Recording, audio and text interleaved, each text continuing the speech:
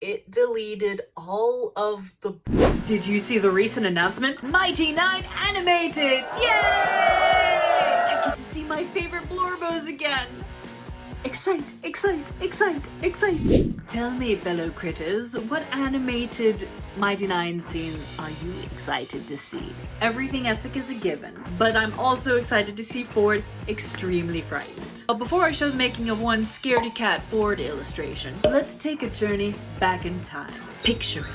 October 2022, the Artists Guild of Exandria has just finished up the largest project of all time covering all the deities of Exandria. And they're looking to start a new project that's much simpler for spooky season. Okay, so it's that magic time when assignments go out. Let's check and see what I got. Open up the announcements, spreadsheet, my name, and I got Will-O-Wisp! Will-O-the-Wisp! Will-O-Wisp! I love these things, both as like a supernatural cryptid adjacent entity and also as D&D encounters. I'm so excited for this, especially since this was a campaign 2 encounter. Pre-Essek, but that's okay, they can't all be perfect.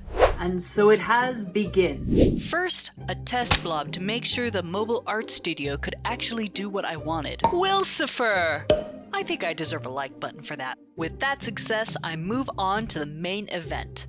I found that I personally tend to do better when I sketch out thumbnails on paper with my super duper fat lead architect pencil.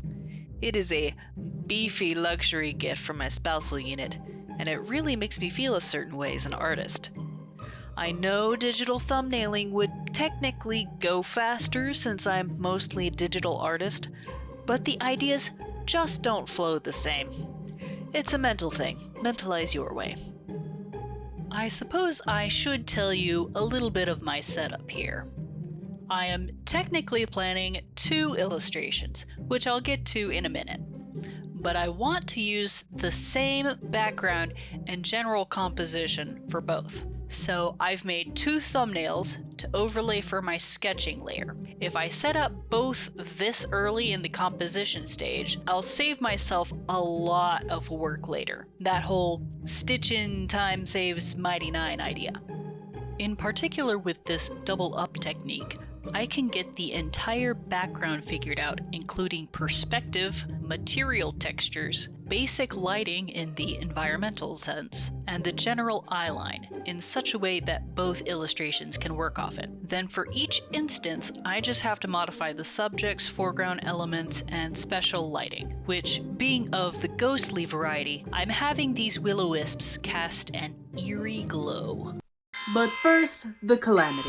So a snafu has occurred. I went on like a long weekend vacation with my family, planned that in my workflow. But during that time, Adobe decided that all of the major apps get updates. So when my app updated on my iPad, for some reason it deleted all of the brush packs that I had downloaded from the last year that I've had this iPad. And I didn't notice right away. I noticed it when I got back, and it was immediate panic. Right, so a lot of them I have saved back up, but for some reason I didn't have all of them, and I could not find, for the life of me, my favorite little brush pack. It's only 22 brushes, super easy to use. It's got a couple of everything, so it's really easy to find what you want. It's got some soft textures, some hard textures, some blocky things. Versatile little brush pack, and I love it, and I use it for most of everything.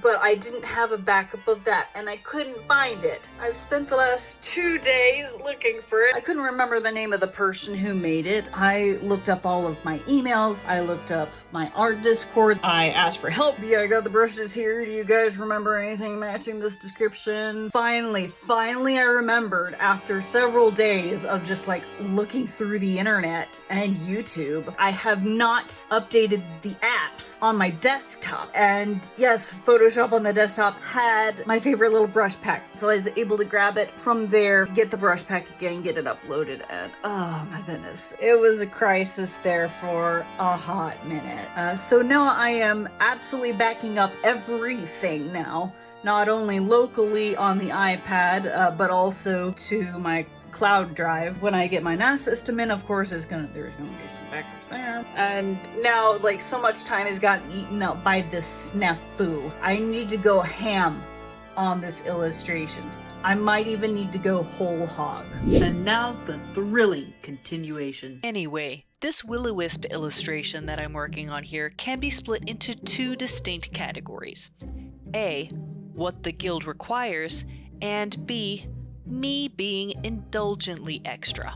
The guild project specified the illustrations to be of just the creatures from the assignments, no playable or NPC characters.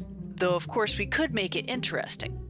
A lot of people put them in full-on environments. Some people drew the creatures as journal entries with notes like a scientist would out in the field.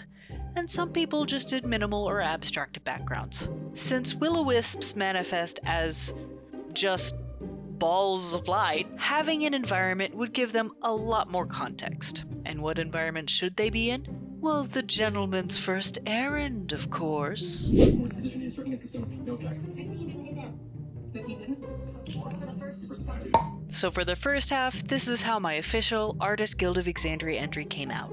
Now let me give you an explanation of the main composition, or what I was going for anyway. So we got our main will-o-wisp here, front and center, on creeper duty, and a secondary one drifting out of the urn that houses its corporeal ashes. So got a semi-dramatic angle, a little bit rounded ground, smooth lighting. General eyeline is in this pattern, so I'm trying to make it kind of go around. I'm not sure how successful that was. And this is my official submittal for the will-o-wisps for the Creature Menagerie project from the Artist Guild of Exandria. Beautiful. Now let's get extra. But then, of course, I wanted to be indulgently extra. And I also had plenty of time to kill. So, yeah.